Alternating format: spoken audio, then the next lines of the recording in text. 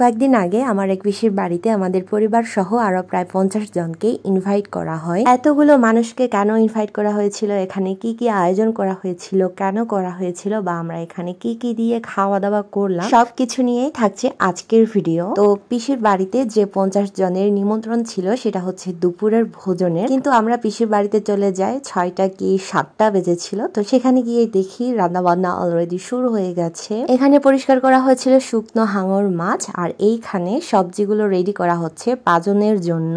এই অনুষ্ঠানের আয়োজন করা হয়েছে মূলত নতুন বছর উপলক্ষে। বাসায় সবাই এসেছে, যারা যারা বাইরে ছিল, তো সবাই একত্রিত হয়েছে। তাই পরিবারের সুখ শান্তি মঙ্গলার্থে কিয়াং থেকে ভান্তে এনে তারা এই অনুষ্ঠানের আয়োজন করে। তো তারা অনুষ্ঠানের সময়টা নিয়েছিল হচ্ছে দুপুরের, তাই সকাল থেকে রান্নাবান্নার কাজগুলো শুরু হয়ে গেছে। আর এখানে যারা রান্না করছিল তারা সবাই হচ্ছে বাড়িরই লোক, এখানে বাড়তি কোনো বাবুর্চি নিয়ে আসা হয় নাই, তারা সবাই নিজেরা রান্না করছিল। আর দেখতে পাচ্ছ এখানে শুকরের মাংস রান্না হচ্ছে, যেটা কিনা একদম আমাদের পাহাড়ি আলু দিয়ে।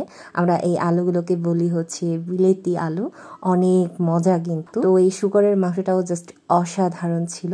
যেহেতু এই অনুষ্ঠানটা আগে হয়ে গেছে, তাই রান্নার স্বাদ কিরকম হয়েছিল সেটাও আমি বলতে পারছি। শুকরের মাংসটা অনেক মজা হয়েছিল খেতে। তারপর এখানে দেশি মুরগির মাংসটা রান্না করা হয়েছিল পেঁপে দিয়ে, সেটাও অনেক ভালো হয়েছে খেতে। তারপর ছিল কাঁঠাল তরকারি, সেটাও অনেক মজা হয়েছে খেতে। আরো অনেক তরকারি ছিল, যেগুলা সবগুলা আমার খাওয়া পসিবল হয় নাই। তো যেগুলা বেশি ভালো হয়েছে খেতে আমি সেগুলারই নাম বললাম। অনুষ্ঠান শেষ হওয়ার পরে ভান্তেদের জন্য দুপুরের ভোজনের ব্যবস্থা করা হয়। তারপরেই ভান্তেদের খাওয়া হয়ে গেলে আমরা খেতে বসে যাই।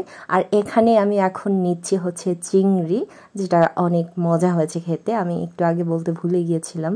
তো তারপর নিচ্ছি হচ্ছে শুকরের মাংস, এটা ভান্তেদের জন্য এক্সট্রা করে রান্না করা হয়েছিল, কিন্তু এইটাও অনেক মজা হয়েছে।